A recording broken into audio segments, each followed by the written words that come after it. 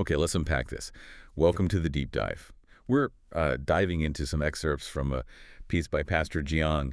It's titled "The Grace of Acceptance in Play." Mm-hmm. And what we have here, it's really a reflection on finding meaning, specifically the virtue of acceptance, Right.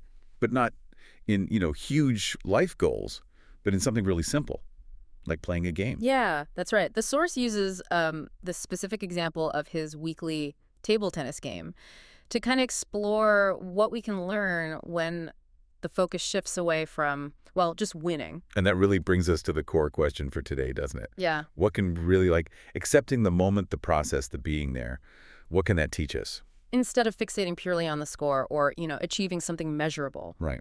What does it teach us about finding joy Hmm. and presence in life? Well, he describes these games he plays with a church member. They're both, decent amateurs. Okay.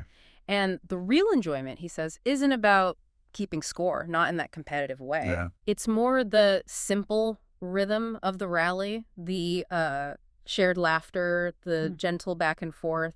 It's explicitly not about proving who's better. That immediately bumps up against how we're often wired, isn't it? Totally. I mean, we live in a culture that's pretty obsessed with metrics, with achievement. Mm-hmm. Even in casual moments, there's this impulse to, quantify success. Did I win? Did I finish fastest? Right. And the source points out how that whole mindset can just, well, drain the simple pleasure out of things. Yeah. Absolutely. And the pastor found that in this consistent kind of low-stakes rhythm of playing, he discovered a different kind of grace. Okay, a different grace. Yeah, not the grace of winning, but the grace found in simply playing. Just play In showing up in the movement, in the connection with the other person, Yeah. regardless of who ends up ahead on points. So let's think about this acceptance he talks about. It's not just resignation, is it? It's not like giving up. No, not at all. If he loses a point, he reflects on why. If he wins, he appreciates the good shot. Right. The source really emphasizes that the value wasn't tied to the scoreboard's outcome. It was in the shared experience, the physical activity, the joy of being with another person in that moment. What struck me was how he frames it. He asked this question, isn't that presence? Mm-hmm. Isn't that simple enjoyment of the activity itself? Isn't that a profound gift? It feels almost counterintuitive sometimes, in our world. Yeah, it does. We're taught that striving and achieving, that's the path Yeah. to fulfillment. Right. But he's suggesting there's fulfillment found in something, well, much quieter, much more present. And he connects this to Scripture, doesn't he? He references Ecclesiastes. He does. That ancient text talks about finding pleasure and satisfaction right in the middle of our toil. Our daily stuff, work, activities. Exactly. And how that ability, that capacity to find joy in the process itself, that can be seen as a gift from God.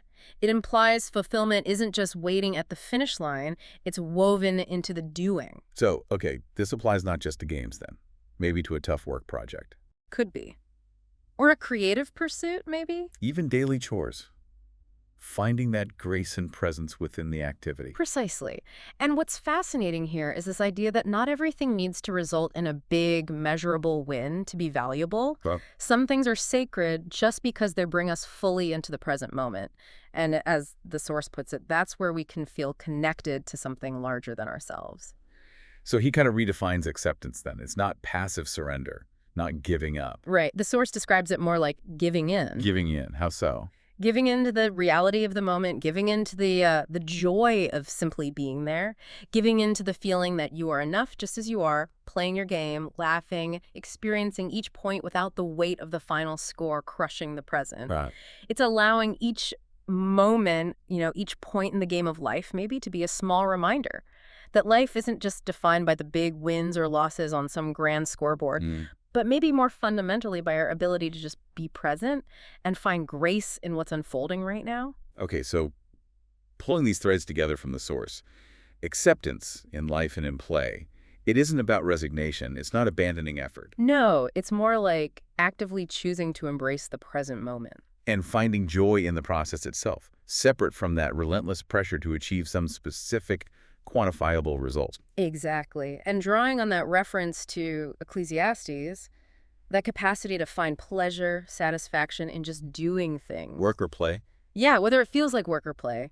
That's presented as this profound gift, something that brings us into a kind of sacred presence. It really does make you pause and think, doesn't it? Mm-hmm. So maybe for you listening, consider where in your own life, could be your work, your hobbies, relationships, maybe just the daily routine. Yeah, where could that shift happen? Where might you find perhaps deeper fulfillment, more genuine joy by consciously shifting your focus away from the score or the outcome, the result? And instead just leaning into the simple grace of being fully present. Yeah. And truly playing the game, whatever your game is, just being there.